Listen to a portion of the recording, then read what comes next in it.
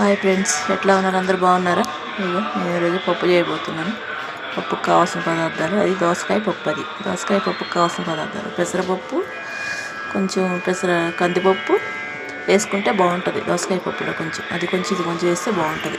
దానికి కావాల్సిన పదార్థాలు: ఇక దోసకాయ, ఇక టమోటా, కొత్తిమీర, పచ్చిమిరపకాయలు, ఆనియన్స్, కొంచెం చింతపండు, ఇవన్నీ వేసి పప్పులో వేసి ఉడకబెట్టుకోవాలి. ఇవి కొంచెం కారం, పసుపు వేయాలి. ఉప్పు మనం తాలింపు పెట్టేటప్పుడు వేసుకోవాలి. ఉప్పు మెదిపి పప్పు గుత్తితో మెదిపి వేసుకోవాలి. అప్పుడు వేసుకుని తాలింపు పెట్టుకోవాలి మెదిపేసి మెత్తగా. నేను పప్పు కడిగి ఇక్కడ పెట్టుకున్నాను. కందిపప్పు, పెసరపప్పు రెండు కడిగి ఇక్కడ పెట్టుకున్నాను.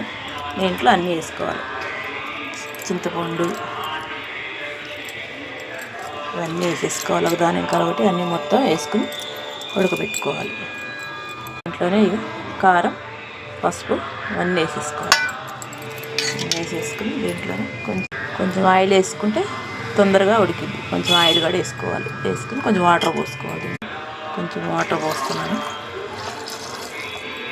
వాటర్ పోసేసి కుక్కర్ పెట్టి ఒక 4 విజులు 5 విజులు ఒక 5 విజులు దాకా వస్తే ఉడికిపోతుంది పప్పు. అప్పుడు తాలింపు పెట్టుకోవచ్చు. అయిపోయింది పప్పు.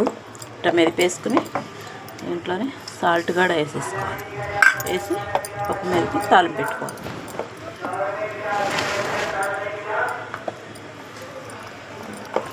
ఆయిల్ వేసుకోవాలి.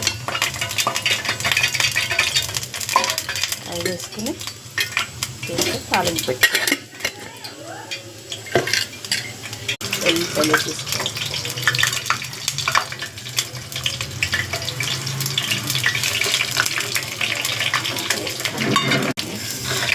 పోస్తామని అన్నీ మొత్తం కరేపాకు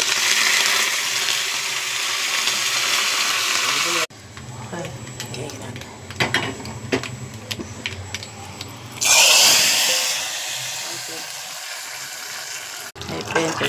సబ్స్క్రైబ్ చేసుకోండి, లైక్ చేయండి, షేర్ చేయండి. సూపర్గా ఉంటుంది పప్పు.